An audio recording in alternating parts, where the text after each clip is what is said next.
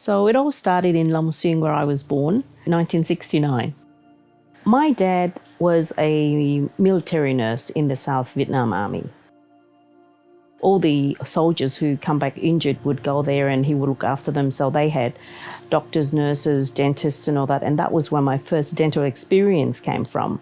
Because my dad had some friends who were dentists, and my first experience, my first memory of having dentistry done was by my dad using whatever they had back then. And after the war ended, the Vietnam War ended in 1975, we had to move back to my grandparents' hometown. People started leaving Vietnam pretty much straight away after 1975. There were people walking. They would cross the border to Thailand, they would walk the border to Malaysia, and there would be people who get on boats and just by sea. My mum became sort of like an agent to scout clients for the people who were organising boats to escape the country by sea. It took my mum probably a good 12 months, 18 months, to actually many attempts to get enough clients to get us seats on the boat. And we left in 1978. It was midnight. Dark, can't see anything, and was told, don't make a noise, don't make a sound. I don't remember being scared. So there's no fear. I don't remember fear as such. I remember just dark and just thinking we're going somewhere. There's so many people. After about, I would say probably 3 days, we ran out of water. We got to Thailand, but they would not take us in. So we were told back to sea and told to continue on our way. The next place that we actually stopped was Malaysia. We actually got onto the beach of Malaysia, but of course it was, illegal entrance again, so we were not allowed to actually step off the beach. Then the next morning, pretty much put us back on our boat and towed us back out to sea. After Malaysia was Singapore, and the local people advised us, and they said, look, you've been told back to sea twice already. If you don't destroy the boat, same thing's going to happen. So after everyone got off the boat, you literally jump into the water, swim to shore.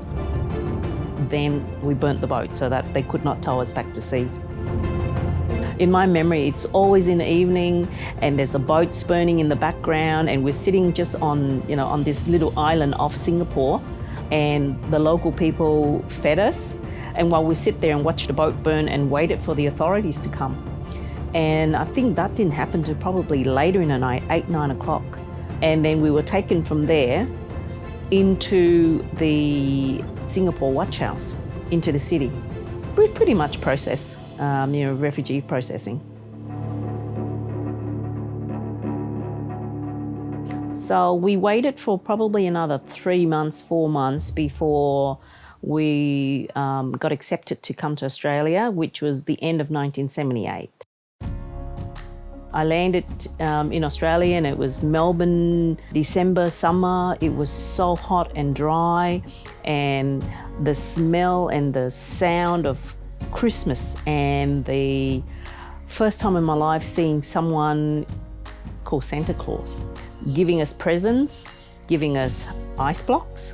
I always remember that, ice blocks from Santa Claus.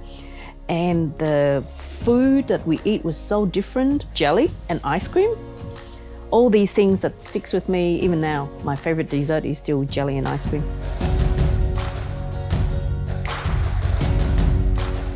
I always wanted to have my own business, always wanted to have my own surgery so that I can provide the kind of service, how I want it to be. The ideal way of providing dental services to the people. Oracare stands for care and service. We want to be able to inform, educate people. Dentistry now is very much care orientated as well, and we want to bring that to the general population. I would say on an average day, 70% of my time is getting people out of pain. And to be able to give someone the relief from pain or discomfort in that half an hour is really, really rewarding, and it's amazing.